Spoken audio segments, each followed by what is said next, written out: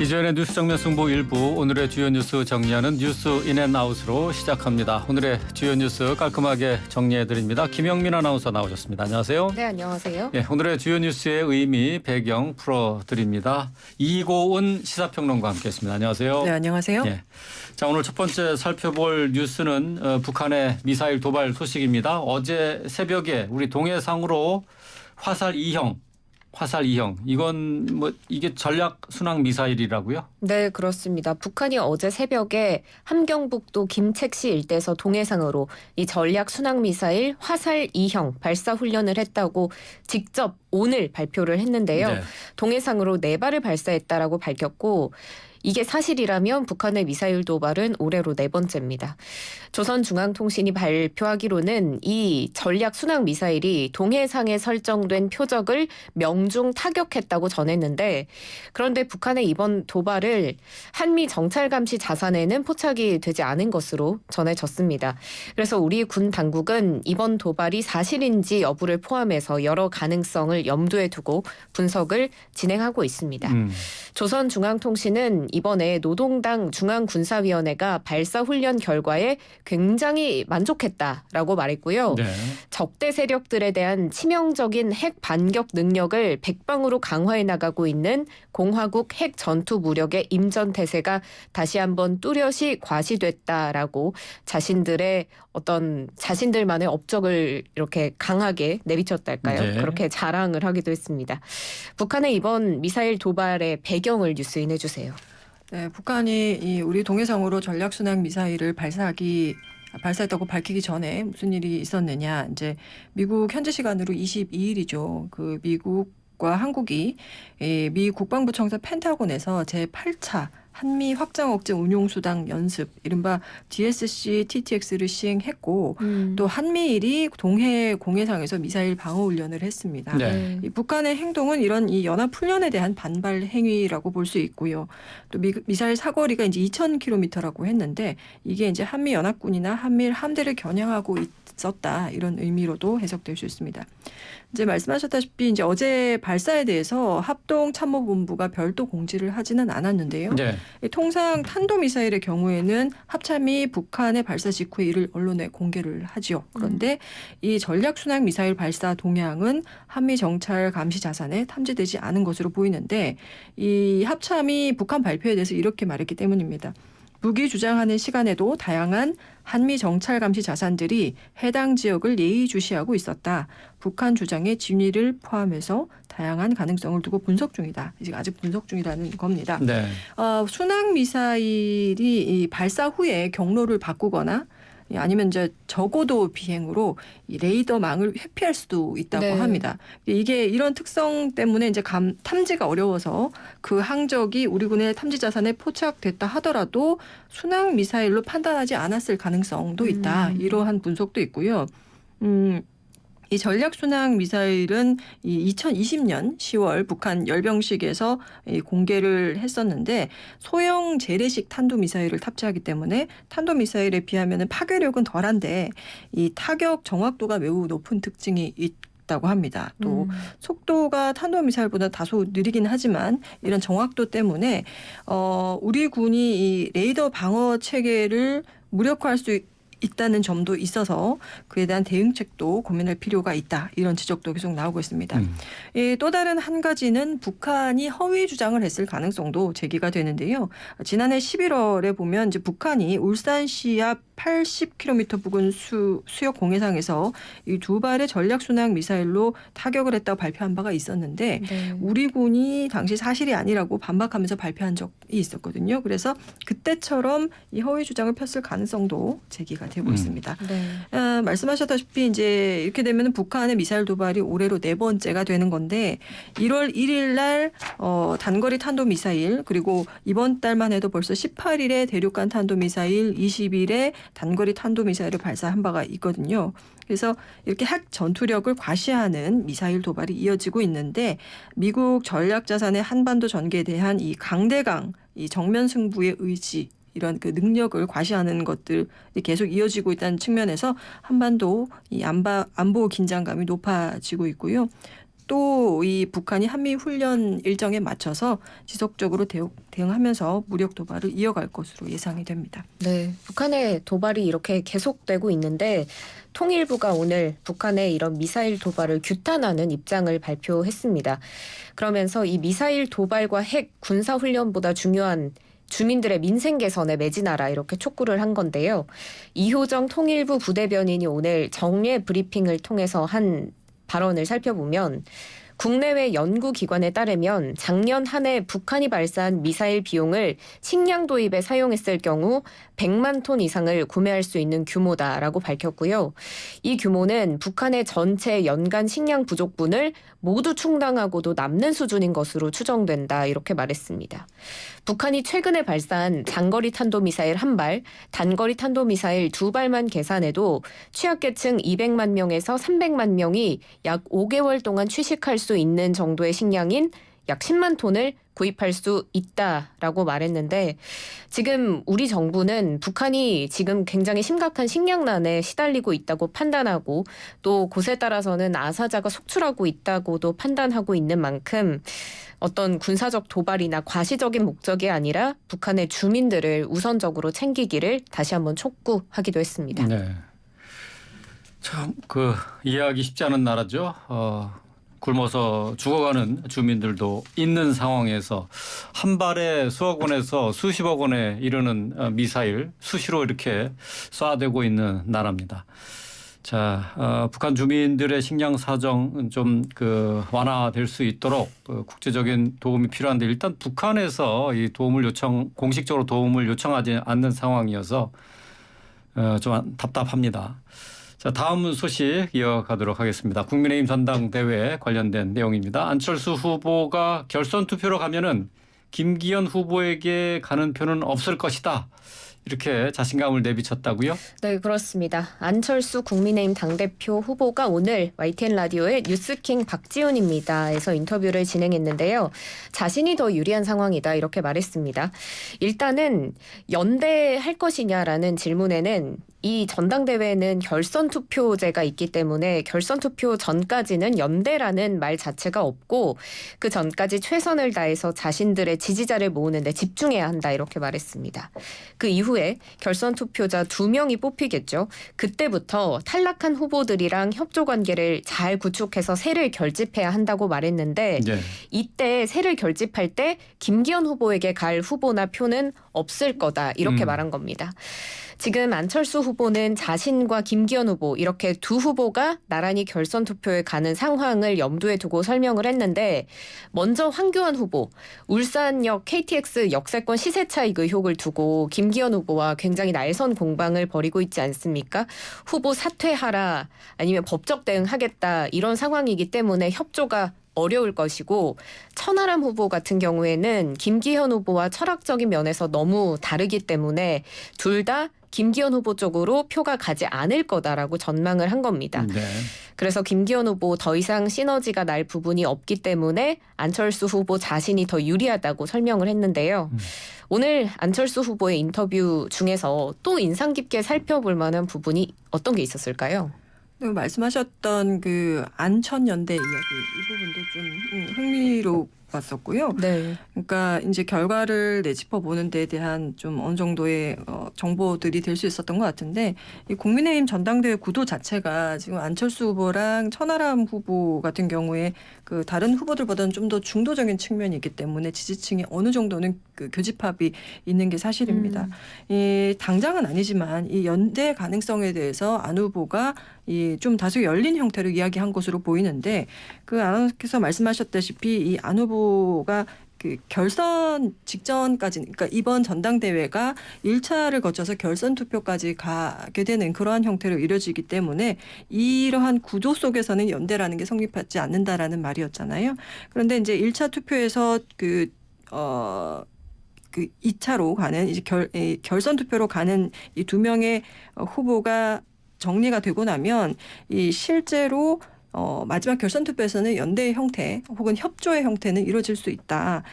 그때 탈락한 후보들이 이 결선에 올라간 후보들과 연대하고 협조하는 그 과정에서 천 후보가 김 후보보다는 당연히 자신을 도울 수밖에 없다라는 것을 강조를 한 거고요.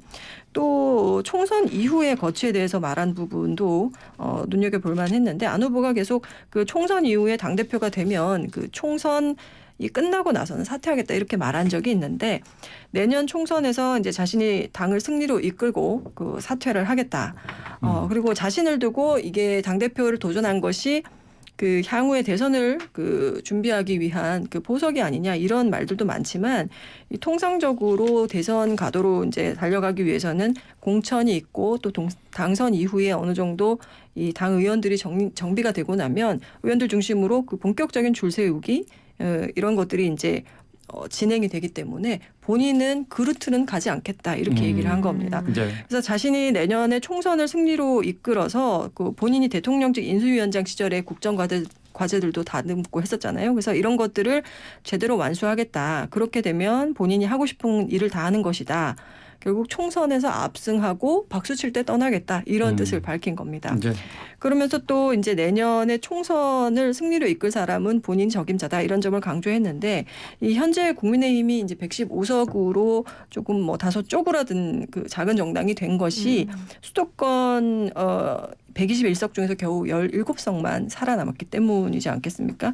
그래서 안 후보는 본인이 수도권에서 3선 의원을 했다는 점에서 굉장히 확장성이 있는 후보다라는 점을 강조를 했고요.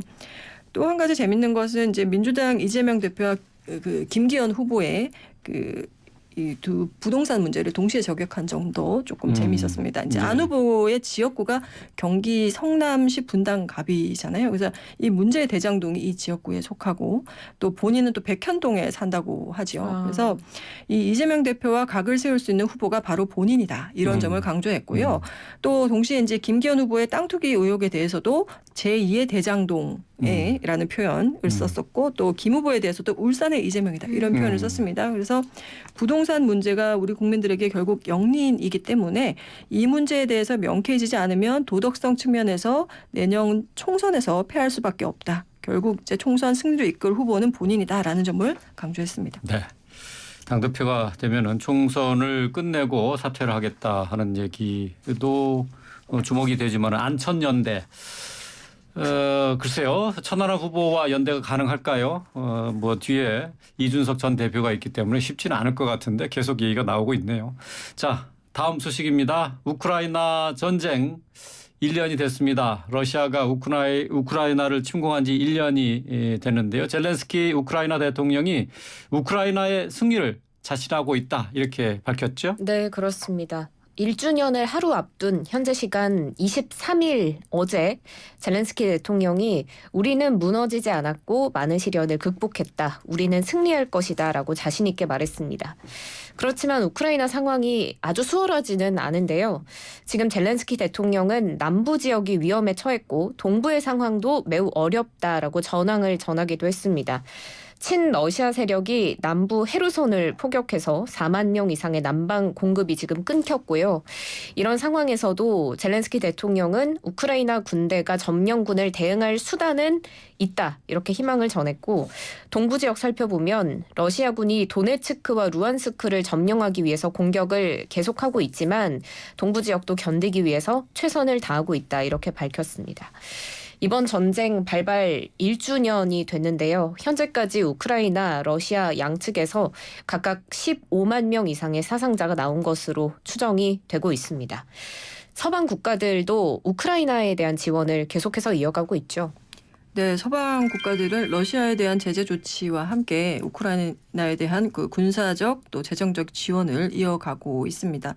유엔 회원국들은 이제 23일 우크라이나 전쟁 1년을 맞아서 미국 뉴욕 유엔 본부에서 열린 긴급 특별 총회에서 러시아의 즉각적인 철군을 요구하는 평화 결의안을 압도적으로 찬성하면서 가결을 했고요. 또 G7 국가의 재무장관들도 이날 이제 인도 벵갈루루에서 만나서 이 러시아에 대한 추가 경제 제재 그리고 우크라이나에 대한 재정 지원을 논의했는데 올해 우크라이나 지원 예산이 이제 390억 달러 정도로 증액됐다고 합니다. 러시아와 우크라이나 전쟁이 이제 1년간 이어진 데 대해서 이제 젤렌스키 대통령의 부인 올레나 젤렌스카 여사가 이제 소회를 밝혀서 눈길을 끌기도 했는데요. 젤렌스카 여사는 지난 시간에 대해서 지옥 같은 1년이었다라면서 공격과 침략, 살인으로 점철된 한 해였기 때문에 전면전이 치러진 지난 1년은 끔찍한 한 해였다고 말을 했는데 네. 오늘 이제 보도된 것들을 보니까 AP나 EPA 등 그 주요 외신들이 그 미공개된 보도 사진들을 공개를 해서 많이 그 전쟁으로 인한 피해 상황 그리고 참혹한 모습들이 많이 이제 알려지더라고요. 이렇게 전쟁이 진행 중이긴 하지만 이제 현재까지 집계되기로는 이제 민간인이 사망하고 부상된 그 사례들도 뭐 상당수죠. 유엔은 최소 8천여 명 그리고 13,280명 정도가 이제 부상 당했을 것이다 이렇게 추정을 하고 있고 우크라이나 정부도 그 민간인 2만 명 이상이 사망했다고 밝힌 바가 있습니다. 이렇게 무고한 희생을 부르는 전쟁이어서 끝났으면 좋겠습니다. 네. 자, 전쟁이 시작이 될 때는 전쟁 뭐 두세 달 안에 끝날 것으로 예상을 했는데 이렇게 오래 끌고 있는 것은 우크라이나가 그만큼 저항이 강력하기 때문인 거 아니겠습니까? 자, 전쟁 어쨌든 뭐 평화적으로 잘 매듭이 져야 될 것 같습니다. 계속해서 이번에는 경찰 국가수사본부장 최종 후보의 검사 출신이 임명됐다는 소식입니다. 한번 살펴보죠. 네, 이 경찰 수사 총괄하는 국가수사본부장의 검찰 출신 인물 임명이 됐습니다. 윤석열 대통령이 검사 출신의 정순신 변호사를 임명했는데요. 이 국가수사본부 검찰의 수사 지휘권을 폐지한 뒤에 신설된 경찰 수사권의 상징 같은 조직이고 또 국가수사본부장, 경찰 수사를 총괄하는 자리인 만큼 검경 수사권 조정을 무력화하려는 시도 아니냐 이런 지적도 나오고 있는 상황입니다. 이렇게 되면 국가수사권의 두 축인 검찰과 경찰의 수사를 사실상 검찰이 맡게 되는 그런 구도가 된 것으로 보이는데요. 지금 정신임 본부장, 검찰 출신으로 인천지방검찰청 특수부장, 창원지검 차장검사 등을 역임했고요. 윤 대통령의 측근으로도 분류됩니다. 과거에 윤 대통령이 대검찰청 중앙수사부 2과장이었던 시절에 대검 부대변인을 맡았고요. 윤 대통령이 서울중앙지검장일 때는 인권감독관으로 근무했습니다. 경찰청은 정신임 본부장, 검찰의 주요 보직을 두루 거쳐서 다양한 경험과 노하우를 갖춘 수사 전문가라고 설명을 했고요. 경찰이 1차 수사기관으로서 대부분의 수사를 담당하게 되면서 경험 있는 외부 인사를 영입해서 책임 수사 역량을 강화할 필요성을 고려했다. 이렇게 밝혔습니다. 오늘 퇴임하는 남구준 초대 본부장 뒤를 이어서 다음 주 월요일인 오는 27일에 취임해서 2년 임기 시작합니다.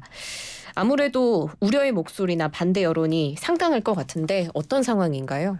이 국가수사본부가 말씀하셨다시피 경찰의 수사 그리고 생활안전, 교통, 보안 등 여러 그 부서에 흩어져 있는 수사 기능을 하나로 통합 운영해서 경찰 수사의 전문성을 높이는 그런 기능을 하는 기구인데 이곳의 수장인 국가수사본부장, 전국 18개 시도경찰청장, 경찰서장은 물론이고 이제 3만 명이 넘는 전국 수사경찰을 지휘하는 역할을 하죠. 이 검경 수사권 조정으로 경찰 수사와 관련해서는 경찰청장보다 더 큰 영향력을 갖는 대표적인 직입니다. 근데 이 자리에 검찰 출신이 임명되는 게 당연히 경찰 내부에서는 달가울 리가 없겠는데요. 네. 국가수사본부장 공개 모집에 이 정 변호사 외에 장경석 전 서울경찰청 수사부장 그리고 최인석 전 강원 화천경찰서장 등 나머지 모두 경찰 인사였습니다. 근데 그럼에도 불구하고 결국 검찰 출신이 최종 낙점되면서 이른바 검수원복, 그러니까 검찰 수사권 원상복구를 위한 수순이 아니냐 이런 얘기도 경찰 내부에서 나오고요. 또 윤석열 정부가 들어선 뒤에 주요 요직에 검찰 출신 인사가 중용되는 데 대한 비판의 목소리가 계속 나오는 상황에서 경찰 수사의 정점인 국가수사본부장까지 검찰 인사가 차지하는 데 대해서 비판이 예상됩니다. 정 변호사는 이제 2020년에 법무연수원 분원장을 끝으로 검찰에서는 퇴직하고 이 변호사로 활동을 하고 있는데 설화들이 좀 있다면 이제 2017년 돈봉투 만찬 사건에 연루돼서 법무부와 대검의 감찰을 거쳐서 경고 조치를 받는 등 이런 그 곤욕을 치르기도 했던 인물이고요. 또 21년 김만배 씨의 그 변호인단에 이름을 올렸다가 1차 공판이 지나고 나서 이제 2달 뒤에 그 변호인 사임 신고서를 제출하기도 했거든요. 그래서 경찰뿐만 아니라 야당 등 그 정치권에서도 비판의 목소리가 또 계속 이어질 걸로 보입니다. 네. 자, 계속해서 이번에는 반도체 패권 경쟁 속에서 우리 기업들이 불똥이 튀는 것 아니냐 하는 소식입니다. 미국이 중국에 있는 한국의 반도체 기업, 우리 기업들이 일정 수준 이상의 반도체를 생산하지 못하도록 한도를 설정할 수도 있다라고 밝혔는데요. 자, 우리 반도체 업계에 비상등이 켜졌네요. 네, 그렇습니다. 좋지 않은 소식인데요. 미국의 앨런 에스테베스 상무부 산업안보 차관이 현지 시간 23일에 한 발언입니다. 한국국제교류재단 그리고 전략국제문제연구소가 워싱턴 DC에서 개최한 한미 경제안보 포럼에서 한 질문이 나왔습니다. 삼성과 SK에 제공한 대중 반도체 수출 통제 1년 유예가 끝나면 어떻게 되느냐라고 묻자 앞으로 어떻게 될지 기업들과 협의하고 있다. 기업들이 생산할 수 있는 반도체 수준에 한도를 둘 가능성이 크다. 이렇게 말했습니다. 그러니까 사실상 그 1년 유예 연장은 어렵다는 뜻으로 해석할 수가 있겠고요. 일정 기술 수준 이상의 첨단 제품은 생산할 수 없도록 규제를 두겠다는 의도로 풀이할 수가 있는 대목입니다. 미국은 이게 중국의 반도체 시장을 제재하기 위한 조치라고는 하지만 중국에 진출해 있는 우리 기업 삼성전자, SK하이닉스의 사업 불확실성은 자연스럽게 커지기 때문에 우리 반도체 업계에는 굉장히 우려하고 있습니다. 우리 반도체 업계의 입장 살펴봐 주세요. 예, 이게 미국 정부의 그 고위 당국자 발언이기는 하지만 이게 그 포럼에서 나온 질문에 대한 답변이잖아요. 네. 그래서 아직은 미국 정부의 공식 입장이 나온 것은 아니기 때문에 이 국내 업체들이 좀 신중한 반응을 보이고 있습니다. 이 국내 반도체 업계 관계자들은 이제 아직은 구체적인 가이드라인이 나온 것은 아니어서 이 구체적으로 어떤 영향을 줄지 판단하기는 좀 어려운 상황이다. 이렇게 조금 조심스러운 입장이고요. 또 그러면서도 우리 정부가 이제 국내 기업에 피해가 없도록 미국과 협상을 잘 이끌어 주기를 바라는 그러한 목소리도 있습니다. 이 미국의 목표가 중국의 첨단 반도체 개발을 막는 것이지 동맹국인 우리나라의 반도체 업체를 괴롭히는 것이 아니지 않느냐. 그래서 부정적인 전망을 섣불리 내놓지 않는 그런 분위기도 있습니다. 예, 근데 이제 실제로 미국 정부에서 중국 공장의 반도체 생산 관련한 규제를 만들게 되면 전 세계적으로 반도체 공급망 이슈가 불거질 가능성도 있는데요. 이 삼성전자는 현재 중국 시안 그리고 수저우에서 이 낸드 플래시 생산 공장과 반도체 후공정 공장을 운영 중이고요. 네. 또 SK 하이닉스는 우시의 디램 공장, 충칭의 후공정 공장, 그리고 인텔로부터 인수한 다롄 낸드 공장을 운영하고 있기 때문에 이 미국 정부의 공식 입장을 주시하지 않을 수가 없습니다. 미국 정부는 또 반대로요. 그 미국 내 반도체 생산을 장려하기 위해서 총 390억 달러 상당의 기업 보조금을 다음 주부터 신청을 받고자 합니다. 그래서 삼성전자와 SK하이닉스도 보조금을 신청할 예정으로 알려져 있는데 이 삼성전자는 미국 텍사스 테일러시에 반도체 공장을 짓고 있고요. 또 SK하이닉스도 첨단 패키징 공장과 연구개발센터 건설 계획을 밝힌 상태입니다. 다만 여기에는 이제 또 중국이 변수로 있는데 그 미국 정부로부터 보조금을 받는 기업의 경우에는 향후에 10년 동안이나 그 중국 등 다른 우려국에서 반도체 생산 능력을 확대하지 않기로 상무부와 협약을 체결해야 한다는 점이 다소 우려가 되는 부분이기도 합니다. 네. 자, 우리나라 반도체 기업들 가격도 떨어져서 안 그래도 경영이 어려운데 지금 여기 패권 경쟁 속에서 새우등 터지는 것 아닌가 좀 걱정이 많이 되네요. 계속해서 이번에는 SM 엔터테인먼트 경영권 분쟁 소식 살펴보도록 하죠. 자, 어제 이 시간에 SM이 카카오에게 음원 유통 등에 대한 배타적 권리를 주겠다 하는 소식을 전해드린 바가 있는데 일대 주주인 하이브가 여기에 반발하고 나섰죠. 네, 그렇습니다. 하이브가 오늘 입장문을 냈는데요. SM과 카카오가 맺은 사업 협력 계약, 이걸 두고 법적 대응도 불사하겠다라는 입장입니다. 먼저 하이브가 문제 삼고 있는 SM, 카카오의 계약 조항을 살펴보면 SM 신주 혹은 주식 연계증권 카카오의 우선 부여, 카카오 엔터가 SM 국내외 음원에 대한 제한 없는 배타적 권리 획득, 카카오 엔터가 북남비에서 SM 아티스트 매니지먼트 관리, 카카오 엔터에서 공연 팬미팅 유통 총괄 등이 있는데, 그러니까 카카오 엔터가 가지고 있는 SM에 대한 어떤 권리들이 너무 과하다라고 보는 겁니다. 하이브는 이번 사업 계약서의 내용을 접하고 놀라움과 걱정이 교차했다면서 앞으로 이 부분을 해결해 나가겠다라는 입장인데요. 하이브가 이렇게 반발하는 이유 뉴스인 부탁드립니다. 네, 우선 이 우선적 신주 인수권이 문제인데요. 이제 SM과 카카오가 그 계약을 맺은 바에 따르면 카카오가 SM의 주가가 내려갈 때마다 우선권을 활용해서 제3자 배정 유상증자로 지분을 지속적으로 늘릴 수 있게 된다. 그래서 이 우선적 신주 인수권이 적용되면 일반 주주들에게는 불평등하고 또 지분의 가치도 지속적으로 희석되는 결과를 낳게 된다라는 겁니다. 근데 이제 하이브가 또 반발하고 나서니까 SM도 또 하이브 측 주장을 또 오늘 반박을 했습니다. 네. 이 회사의 신규 제3자 배정 방식의 투자 유치는 계획된 바가 없다. 이렇게 반박을 했고요. 또 한 가지는 이제 SM과 카카오 간의 사업권을 이제 주고받은 것들이 있는데 이 SM이 넘기는 권리 그리고 받는 권리를 비교하면은 SM 입장에서 이 받게 되는 사업적 권리가 터무니없이 작아진다라는 네. 겁니다. 이 사업 협력 계약 중에 이 SM이 자회사인 SM 라이프 디자인이라는 곳인데 이곳을 통해서 카카오 엔터 산하의 그 가수들 그 음반을 생산하고 또 카카오 엔터 산하 가수들은 그 SM 라이프 디자인이 건설 중인 뮤직비디오 촬영장을 이용한다 이런 내용들이 있습니다. 근데 사실 엔터테인먼트 산업에서 핵심은 음반과 음원이잖아요. 네. 그래서 이 SM이 이번에 계약에서 이 음반 생산이라는 중요한 사업 권리를 기간 제한 없이 카카오 엔터 측에 독점적인 권한까지 부여하면서 넘겼다. 이게 또 하이브 측 주장입니다. SM은 여기에 대해서 기간 없는 권한을 넘겼다는 것은 사실이 아니다. 또 개별 계약을 진행할 때 항목별 세부 사항이 논의될 것이다. 이렇게 반박을 했습니다. 앞으로도 계속 이 하이브와 SM 측의 반발과 반박 계속 이어질 것으로 보입니다.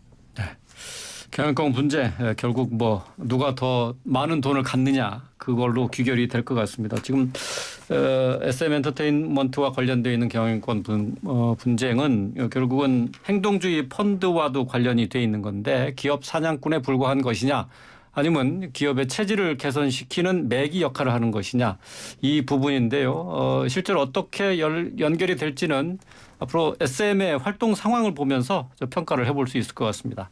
오늘 주요 뉴스 정리한 뉴스 인앤아웃 이고은 시사평론가 김영민 아나운서와 함께했습니다. 고맙습니다. 고맙습니다. 고맙습니다.